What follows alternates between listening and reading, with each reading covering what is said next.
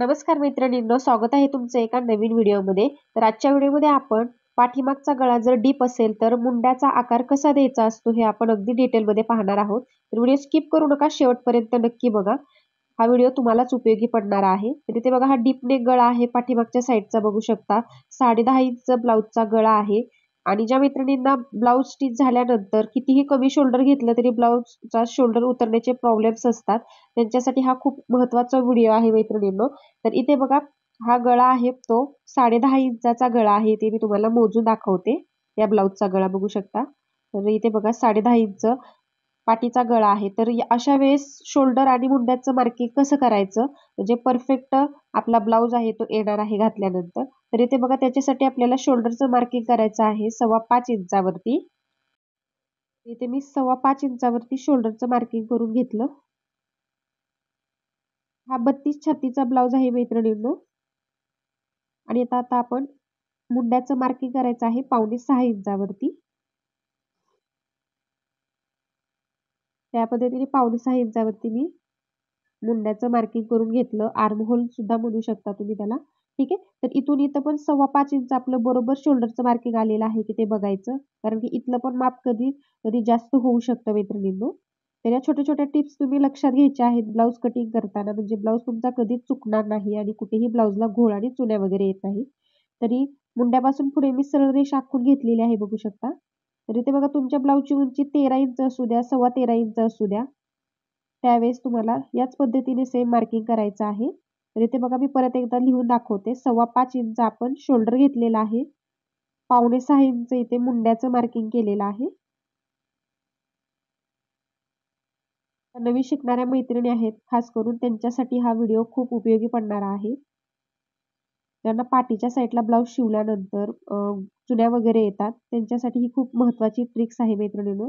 तर इथे बघा, मुंड्यापासून पुढे अर्धा इंचावरती मार्किंग करायचं आणि अशी ही तिरकी रेषा आहे ती आखून घ्यायची आहे. आता या रेषेवरती आपल्याला छातीच्या चौथ्या भागाचं मार्किंग करायचं आहे. तर छाती किती आहे? 32 इंच. तर त्याचा चौथा भाग येतो 8 इंच. तर मी ते 8 इंचावरती मार्किंग करून घेते. आणि राहिलेलं आहे ते आपलं शिलाई मार्जिन राहणार आहे 1.5 इंचाचं पुढे.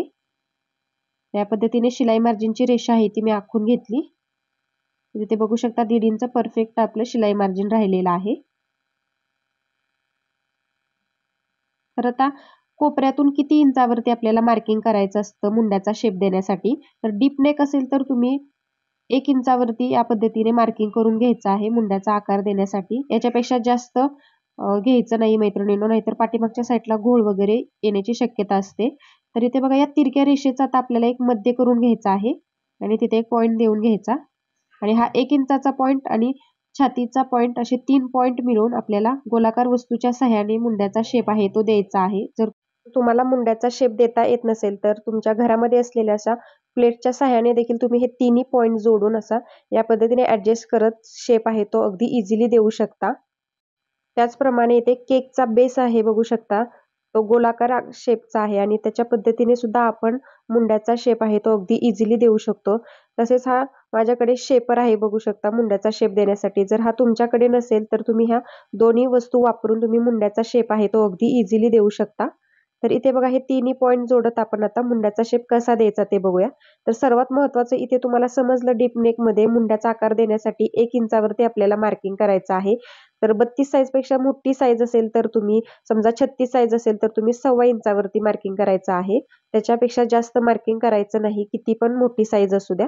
तर आता हे तिन्ही पॉइंट जोडत आता आपण या पद्धतीने आता शेप आहे तो पाठीमागच्या मुंड्याचा देऊन घेऊया. तर आता हे तिन्ही पॉइंट ऍडजस्ट करत आपल्याला पाठीमागच्या मुंड्याचा शेप आहे तो देऊन घ्यायचा आहे.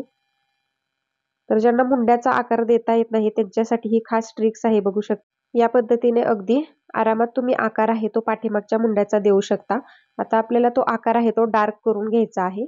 तर इथे बघा, अगदी इझिली आपला आकार आहे तो मागच्या मुंड्याचा देऊन झालेला आहे. आणि हा आकार आहे तो थोडासा आपल्याला 1/2 इंच खाली घ्यायचा आहे. याने आपला काकेमध्ये बिलकुल घोळ वगैरे येत नाही मैत्रिणींनो. ही पण एक टिप्स लक्षात ठेवा. तर या पद्धतीने पाठीमागच्या मुंड्याचा शेप आता देऊन झालेला आहे. आता पुढच्या मुंड्याचा शेप देण्यासाठी आपल्याला अर्धा इंचाचं मार्जिन आहे ते ठेवायचं आहे दोन्ही मुंड्यामध्ये. तर इथे बघा, हा पाठीमागचा मुंडा आहे आपला. आता पाठीमागच्या मुंड्यापासून अर्धा इंचावरती या पद्धतीने एक मार्किंग करायचं आहे पुढच्या साईडला.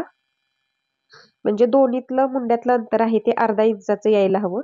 आणि आता ह्या तिरक्या रेषेच्या पॉईंट पासून पुढे अजून एक पॉईंट द्यायचा आहे, बघू शकता आतल्या रेषेवरती. आणि हे तिन्ही पॉईंट आता जोडायचे आहेत आपल्याला. छातीचा चौथा भाग 8 इंचाचा आहे तो, आतल्या साईडचा जो मार्किंग केलेला आहे ते, आणि अर्धा इंचाचं.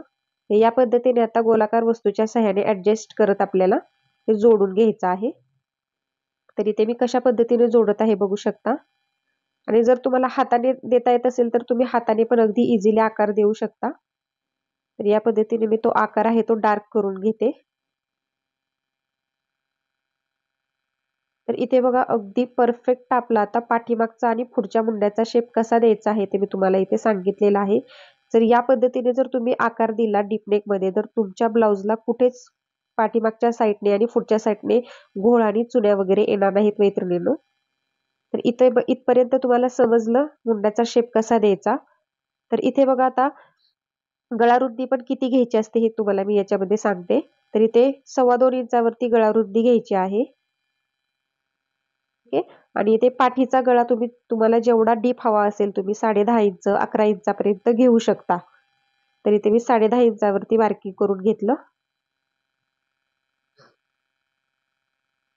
आणि खालच्या साईडला गळारुंदी तुम्ही तुमच्या आवडीने वाढवू शकता. 3 इंच 3.5 इंच जेवढा तुम्हाला डीप घ्यायचा आहे तेवढा घेऊ शकता. या पद्धतीने मी 3 इंचावरती खालच्या साईडला गळारुंदी वाढवून घेतलेली आहे. आणि याचा बॉक्स आहे तो आपण आखून घ्यायचा आहे. तर बऱ्याच मैत्रिणींना गोल गळ्याचा शेप देता येत नसेल तर त्यांनी ही ट्रिक्स वापरायची आहे. असा हा गोलाकार वस्तूच्या सहाय्याने आपल्याला पाठीचा गळ्याचा आकार आहे तो अगदी सोप्या पद्धतीने देता येतो, बघू शकता. आणि अगदी सुंदर इथे आपला गोल गळ्याचा शेप आहे तो देऊन झालेला आहे. आणि ते दुसरी महत्वाची टिप्स म्हणजे गळ्याच्या साईडने आपल्याला 1/2 इंचावरती शोल्डर उतार द्यायचा आहे डीप नेक मध्ये. म्हणजे शोल्डर उतरण्याचा प्रश्नच येत नाही मैत्रिणींनो. तर ही न विसरता तुम्ही मार्किंग करायचं आहे, म्हणजे तुमचं ब्लाउज आहे ते गळ्यातून बिलकुल उतरणार नाही. तर मैत्रिणींनो, डीप नेक ब्लाउज जर तुमच्याकडे आला आणि या पद्धतीने जर तुम्ही मुंड्याचं मार्किंग टाकलं आणि शोल्डरचं मार्किंग टाकलं तर तुमचा ब्लाउज आहे तो कधीच चुकणार नाही. नक्की या पद्धतीने ट्राय करा. आणि शोल्डर उतार द्यायला विसरायचं नाही मैत्रिणींनो, म्हणजे तुमचा ब्लाउज आहे तो कधीच शोल्डरमध्ये गळणार नाही. आजचा हा छोटासा व्हिडिओ कसा वाटला नक्की कमेंटमध्ये सांगा. आणि चॅनलवर जर नवीन असाल तर चॅनलला सबस्क्राईब करून बाजूचं बेल आयकॉन आहे ते ऑलवर सेट करा. म्हणजे ज्यावेळेस मी नवीन व्हिडिओ टाकेल त्याची सूचना सर्वात अगोदर तुमच्या मोबाईलवरती येणार आहे. तर अजून तुम्हाला कोणतं कटिंग जमत नसेल तेही कमेंटमध्ये सांगत चला. चला तर मग भेटूया नेक्स्ट व्हिडिओमध्ये. धन्यवाद.